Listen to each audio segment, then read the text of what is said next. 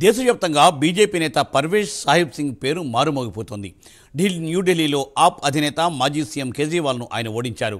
ఆది నుండి ఇద్దరి మధ్య హోరాహోరీగా పోరు నడిచింది.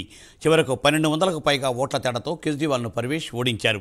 ఢిల్లీ మాజీ సీఎం సాహిబ్ సింగ్ వర్మ కుమారుడే పర్వేజ్.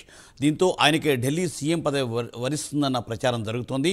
ప్రధానంగా జాట్ సామాజిక వర్గానికి చెందిన ఆయననే సీఎం చేస్తారని ఢిల్లీలో జోరుగా ప్రచారం సాగుతోంది.